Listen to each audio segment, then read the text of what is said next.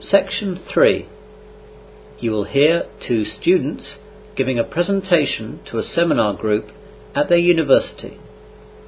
First, you have some time to look at questions 21 to 26.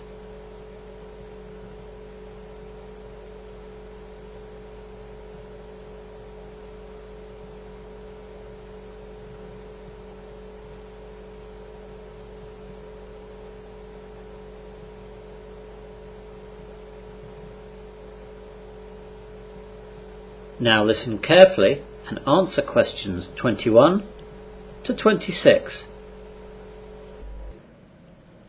Good morning all. Glad to see you're all on time today. This morning we're going to hear Jamie and Rebecca give their presentation on some aspect of demographics. They've talked to me about it a bit while researching it, but I don't want to give the game away, so I'll hand straight over to them. Hi everyone.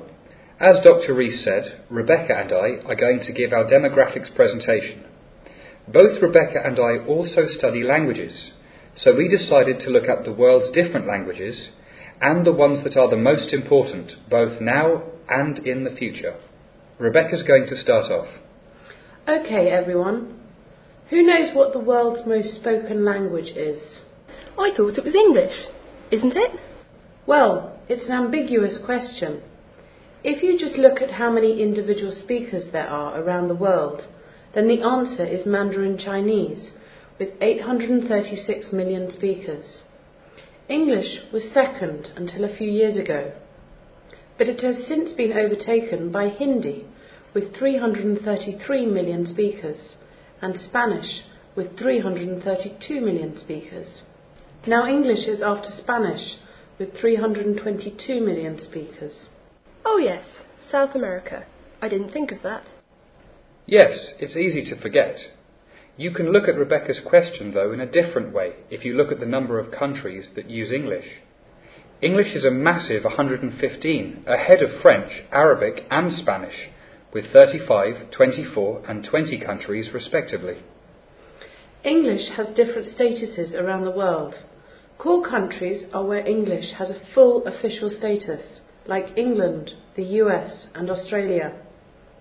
In outer core countries, English has some official status, as in India, and then there are fringe countries, such as Japan and the UAE, where it's used a lot in business and tourism. A more important list is the world's most influential languages. This was compiled by weighing 6 factors, which were the number of primary speakers, the number of secondary speakers, the number and population of the countries where the languages are used, the number of major fields using the language internationally, the economic power of countries using the languages, and socio-literary prestige. And the list shows the following in order of the most influential: English, French, Spanish, Russian, Arabic, Chinese, German, Japanese, Portuguese and Hindi. You now have some time to look at questions 27 to 30.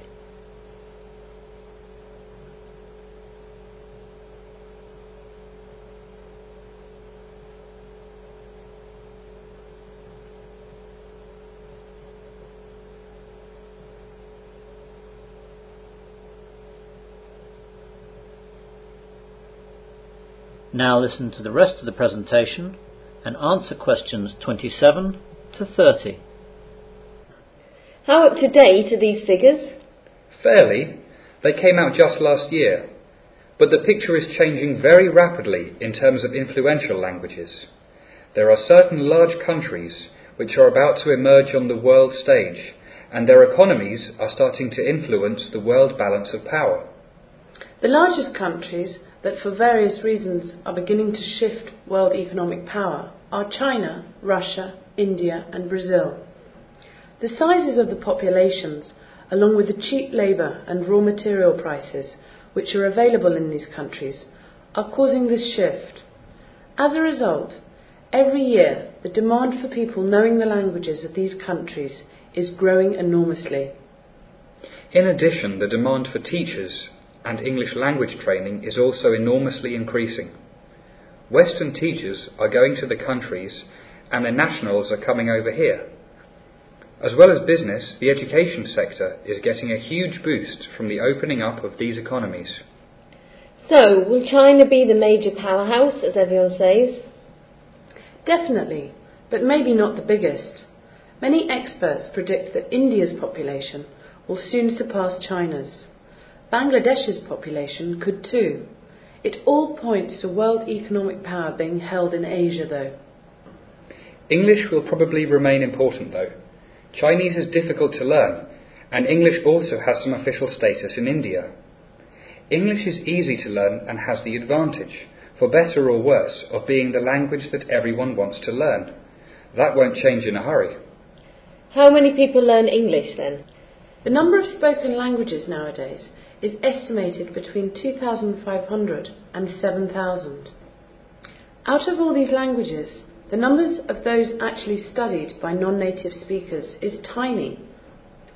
There are no official records of numbers studying English worldwide, but today you can safely say that there are not many countries with a structured program of education where English is not taught.